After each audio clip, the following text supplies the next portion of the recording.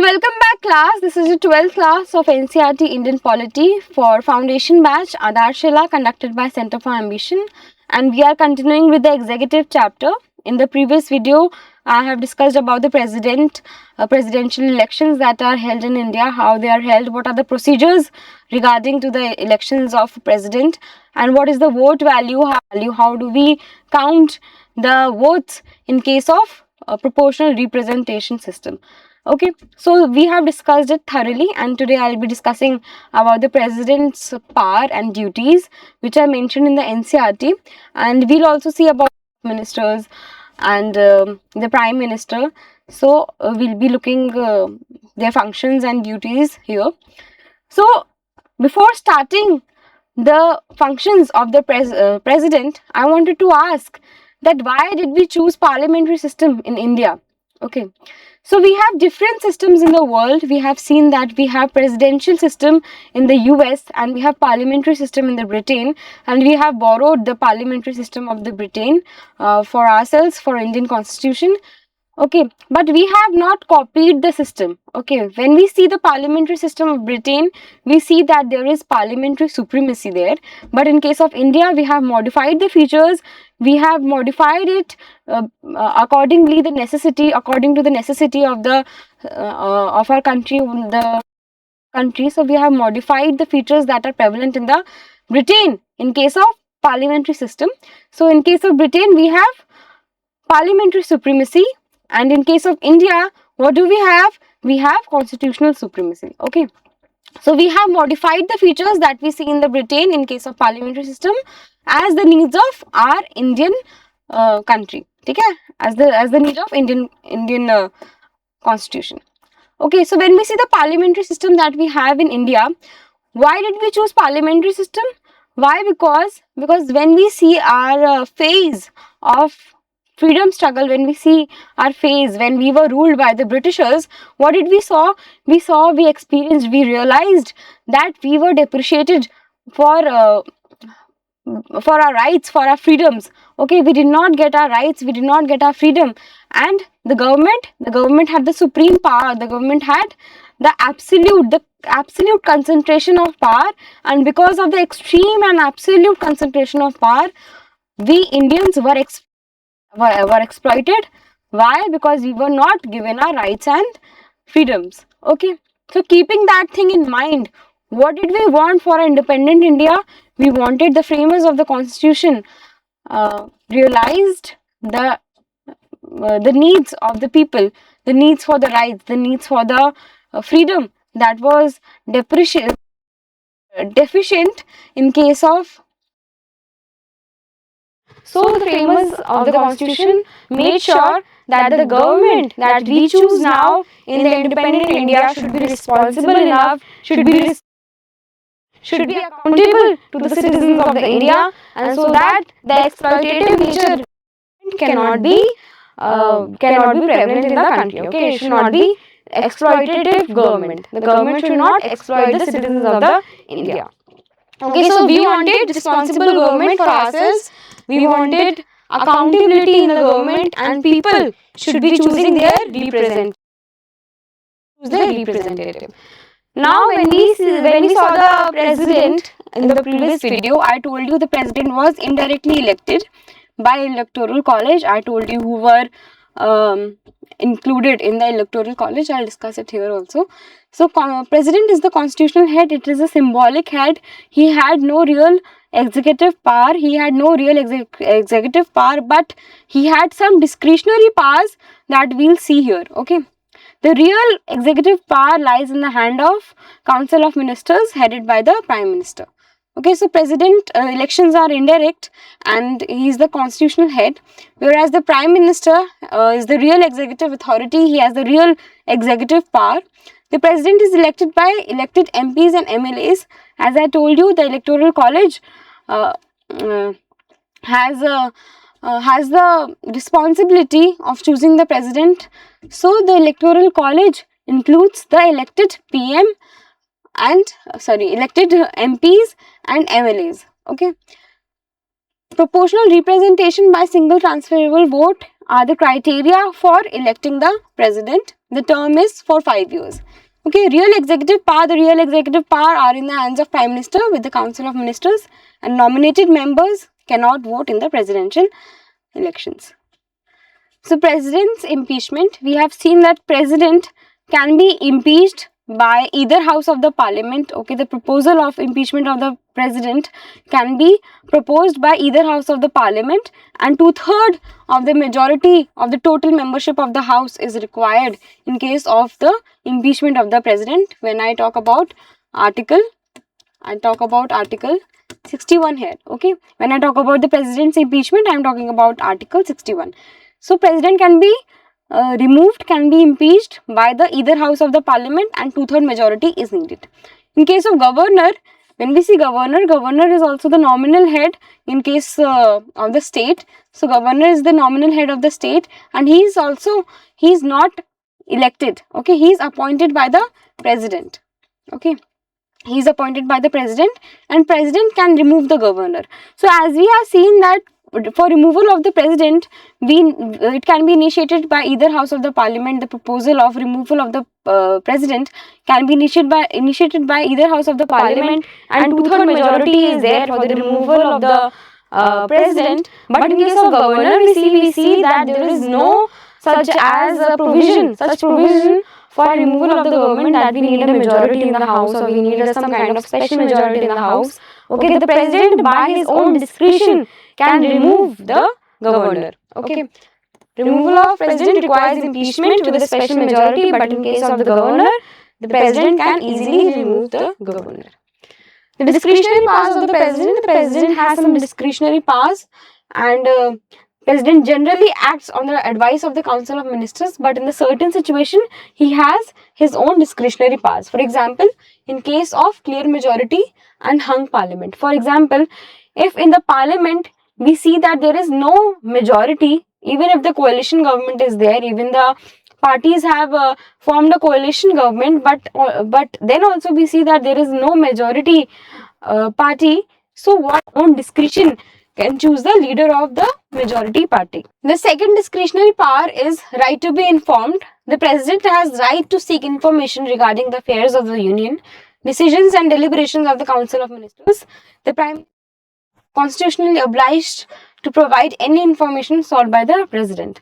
Okay, so it is the discretionary power of the president to have any information regarding the union, and the president is obliged to give the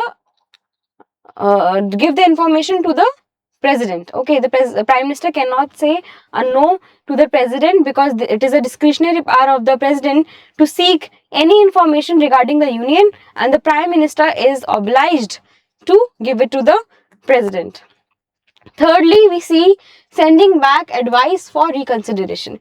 So, when we have seen how the law is made, we have seen that a bill is generated by the legislatures. We have seen that the Lok Sabha and Rajya Sabha make law, they make a bill, and the bill is then forwarded to the president for the assent of it. And after the assent is done, after the assent is given to the bill is termed as a law. Okay, so bill can be made as a law when there is assent of the prime minister, president. Okay, so when we have seen that the bill is sent to the president for the assent, the president can deny his assent, and he can send back the bill back to the legislatures, can send back to the Lok Sabha or Rajya Sabha for reconsideration. This is also called as suspensive veto. Okay, in case of India, we have three kinds of veto power that we have in case of president. For example, first veto we have is absolute veto. Secondly, we have suspensive veto, and thirdly, we have pocket veto. Okay, and so in the case of sending back the bill for reconsideration, it comes under the suspensive veto. Okay, so it is a discretionary power of the president. If the president wants that some provisions in the bill, some provisions that in the bill which are unconstitutional or which are not, good for the country, he can send back the bill for the reconsideration, and the Lok Sabha and the Rajya Sabha may or may not change the bill, and they can send it back to the president for the assent. In that case, it is it will be compulsory. It will be a compulsion for the president to give his assent to the bill. Okay. The president may return the advice of the the president may return the advice of the Council of Ministers for reconsideration. The Council of Ministers reiterates some advice, the president is bound to accept it. So, if the bill is passed again by the Lok Sabha or Rajya Sabha with or without any changes, the president have to accept it. He is bound to give his assent. Okay. Similarly, an ordinary bill can be sent back once for reconsideration. The parliament passes it again, the president must give his assent. Okay. So even though he can send it back for reconsideration, but if it comes to him to his office again, he has to give his assent. Okay. Veto power over the bill.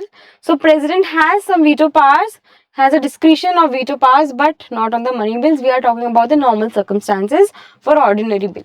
Every bill passed in the parliament requires the president's assent to become law.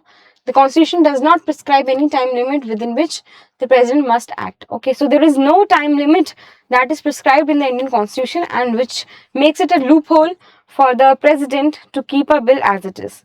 Okay. Now, when I say that we also have the veto power given to the president also. So, but in the US we see that the president has some time frame. Okay. In case of India, we do not have any time frame.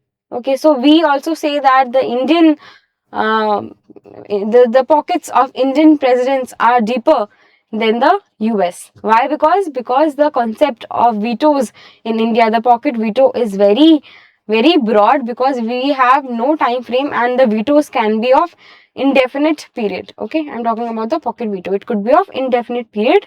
So hence there is a saying that the pocket of Indian president is way deeper than the US. Okay, so we have three kind of vetoes here: the absolute, the suspensive, and the pocket veto.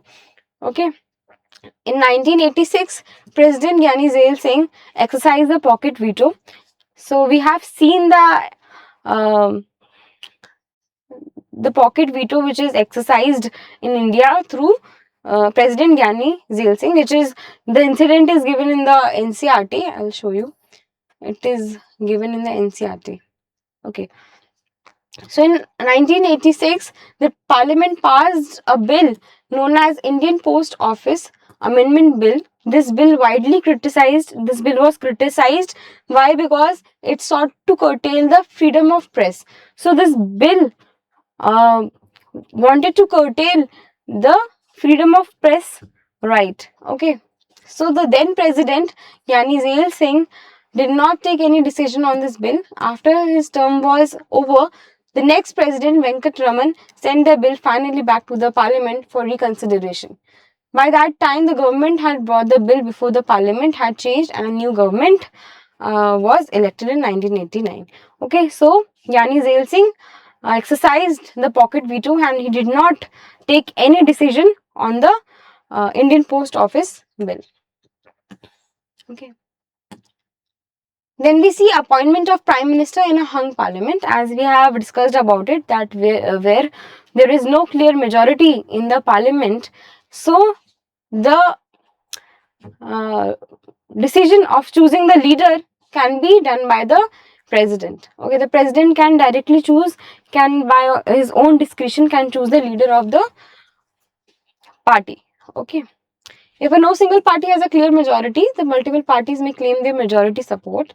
The president uses discretion in appointing the prime minister, who is most likely to command the confidence in the Lok Sabha. And after the president appoints a person as the leader of the Lok Sabha, he has to get the confidence of the Lok Sabha. He has to prove his majority in the Lok Sabha, and if the majority is proven, then he can continue with the office of Prime Minister. In case he loses the majority in the Lok Sabha, then the elections will be held again, and then the Prime Minister have to be elected. The important example is from the 1989 general elections, which is also given in the NCRT. You can refer it to. Then comes to the vice president.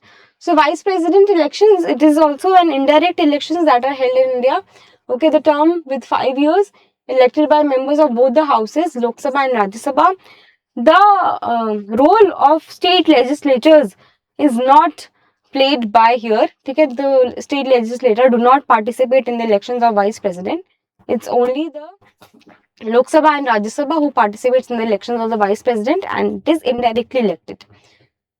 We move to a resolution of Rajya Sabha agreed to by the Lok Sabha. So, as we have seen that the removal of the president can be done by either house of the parliament, but in case of vice president, only the Rajya Sabha can pass the resolution for the removal of the vice president, no, not the Lok Sabha. Okay. The Prime Minister and the Council of Ministers. The Prime Minister, as I told you, has the real executive power. He is the head of the government, and he must enjoy the confidence of the Lok Sabha. So he should have the confidence of the Lok Sabha. In case he loses the support of the majority in the Lok Sabha, he has to resign from the government. Okay, and in case he has to resign, in case he has to resign from the government, in case there is no majority in the government,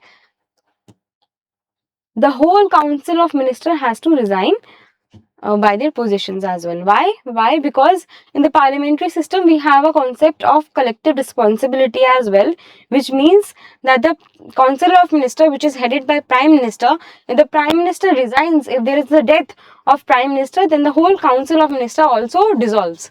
So with the dissolution of the PM, with the dissolution of the leader of the majority party, there is a dissolution of the entire council of minister as well. There is a principle of collective responsibility, which means that they sing together and swim together.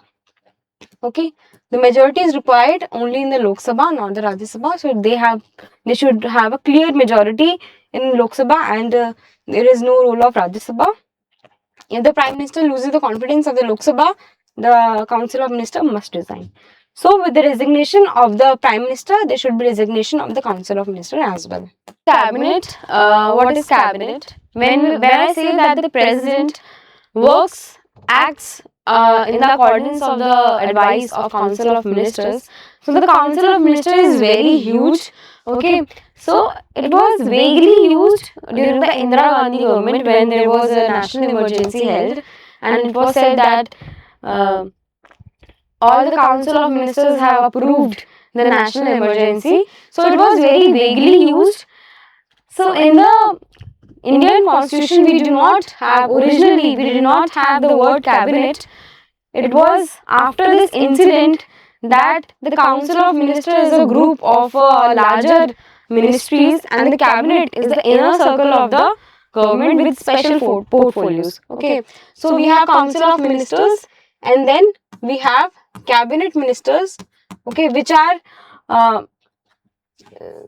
members of the Council of Ministers itself, but they have some special portfolios, and they create the inner circle of the government, which is the important circle of the government, and they take the major decisions in the government, okay, on the behalf of the Council of Ministers.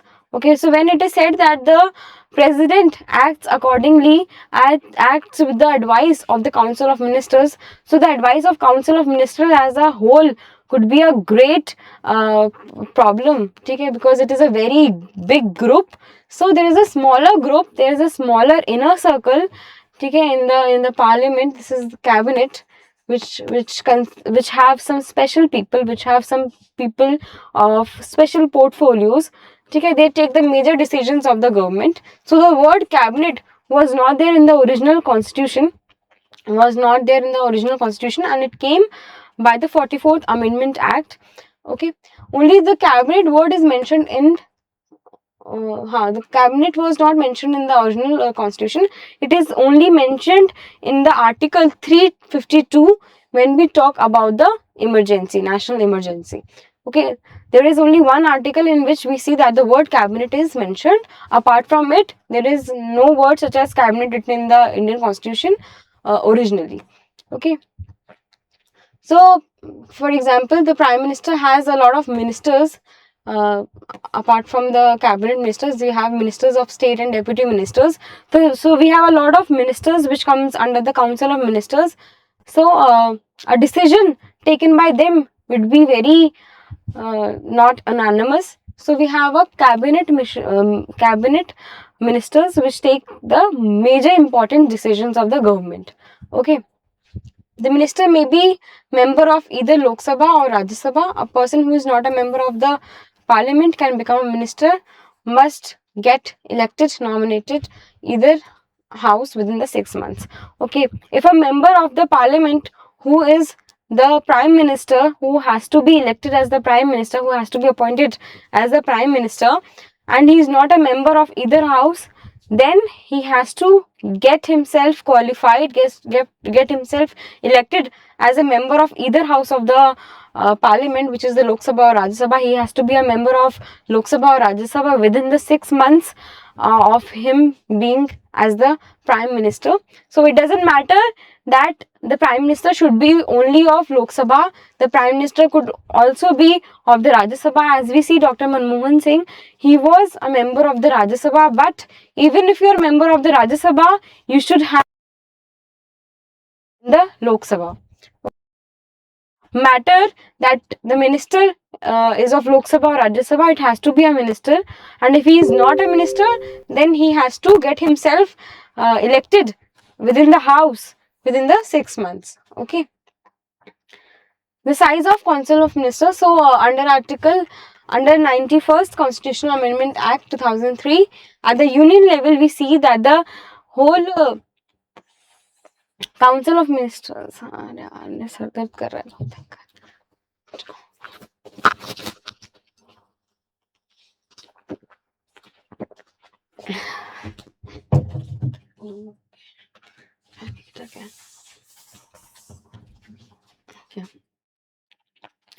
Size of the council. So when we see 91st Constitutional Amendment Act 2003, we see that when I talk about the parliament, talk about the Lok Sabha, so the council of minister, the size of the council of ministers should not exceed 15% of the total strength of the Lok Sabha. So the council of ministers should not exceed the 15% criteria in the Lok Sabha. And when I talk about the state level, the total including the chief minister shall not exceed 15% of the total strength of the state legislative assembly, Vidhan Sabha. So it is the same, the criteria is same. Okay, in union level we see including prime minister, it shall not exceed with 15%. Of state level, it should not exceed with 15%. Okay, so it is the case of, as I told you, the pocket veto that was exercised by Gyani Zail Singh. This is the president's role. It is the discretionary power of the president to choose the leader of the government in case there is no clear majority. So this is the instance of president when he exercises his discretionary power. You can look it into the NCRT. And this is the vice president. I told you that vice president elected for 5 years and he is indirectly elected, and there is no role of state legislatures in case of electoral college in case of the elections of the vice president. Okay, as we see that vice president acts as the ex officio chairman of the Rajya Sabha, which means presiding officer of the Rajya Sabha. Okay. When we see Lok Sabha, we have speaker as the presiding officer of the Lok Sabha. We will read about it when we see the next chapter, which is the legislature. But here, the vice president is also the ex officio chairman of. But in case the office of president is vacant, okay, if there is a vacancy in the office of president by the reason of death, resignation and removal by impeachment, or otherwise the vice president acts as the president only until a new president is elected. Okay, so when there is a vacancy in the office of president acts as a acting president. So the example here that B.D. Jatti acted as president on the death of Fakhruddin Ali Ahmed.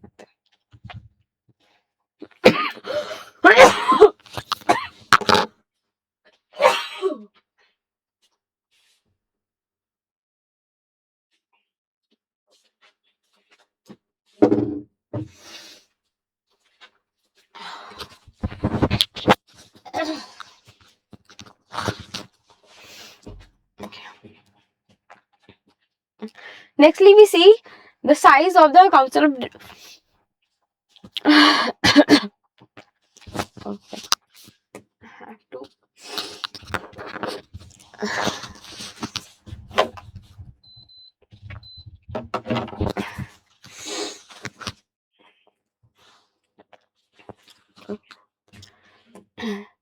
Next is the size of Council of Ministers, which I have told you already.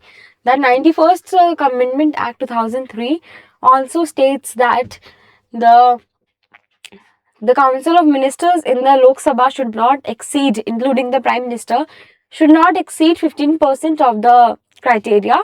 And in case of the state legislative assemblies, that also have to be the 15% criteria, including the Chief Minister there.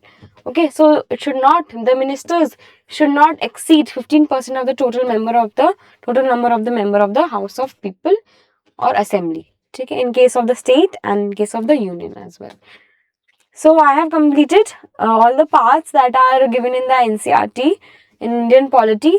The president, the vice president, the council of ministers, it is not given in detail, but we need to study them in detail. And so I'll make a separate video in regard with the president, the functions of the president, the duties of the president. So I'll make a separate video in case of the president, and you can look it there. We'll start with the next chapter, which is the legislature, in the next video. Thank you for watching the video.